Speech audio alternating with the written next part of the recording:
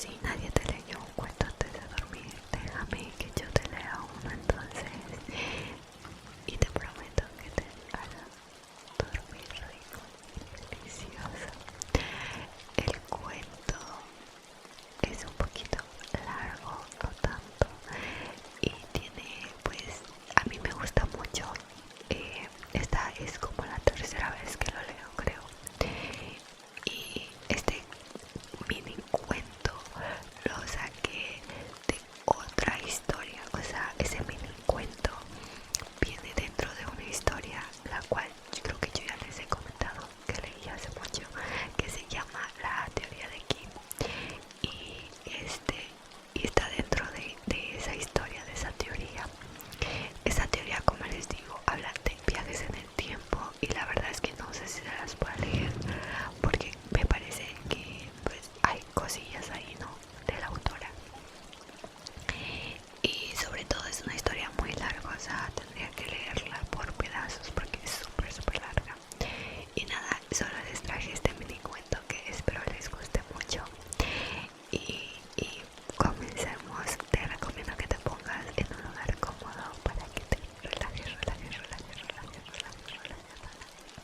Este cuento se llama El cuento de sabiduría y su precioso conocimiento. Dice así: en algún lugar, nadie sabe dónde, quién sabe cuántos días después de la creación del universo, aconteció un lamentable incidente, tan complejo como absurdo, cuya historia no tiene sentido más allá del que alguien de mente puede darle. Así que saquen sus conclusiones.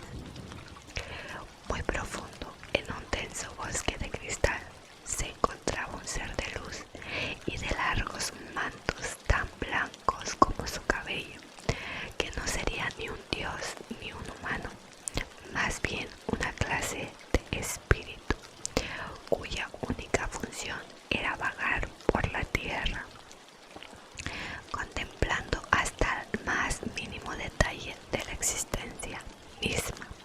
Tardó millones de años en descubrir quién era, pues la esencia de sí mismo se obtenía solo tras mucho tiempo de meditación y discernimiento de lo benigno. Su nombre es sabiduría. Por siglos su deleite fue reflexionar sobre cómo funcionaba el universo, pues cada detalle y sensación le llenaba de saber. Sin embargo, no negaría que se sintió solo por mucho tiempo, y fue así por largas vidas, hasta que los humanos aparecieron en la Tierra. Fue entonces cuando encontró un nuevo propósito, al poder mostrarles una guía, una guía, una guía, una guía. Sabiduría les enseñó a discernir y comenzó a regocijarse en los sentimientos de los hombres justos y a danzar fascinado en el amor que descubrió que los humanos sentían unos por otros. Le gustaba observarlos y se complacía de aquellos a los que los otros hombres llamaban sabios. En una buena tarde, en donde salió a caminar, se topó con la grata sorpresa de que no era el único ser que habitaba entre ellos. Le encontró en la antigüedad, ahí, sentado en una piedra, balanceando sus piernas mientras escuchaba a un maestro hablar, respondiendo a las preguntas con emoción en su voz, acompañado de una enorme sonrisa. Incluso si nadie además de sabiduría podía notarlo, parecía que brillaba, y sus ropas estaban tejidas con hilos de oro, justo como el color de los rizos que adornaban su cabeza. Conocimiento se llamaba, y sabiduría pensó que era un nombre precioso, tan adecuado para alguien como él.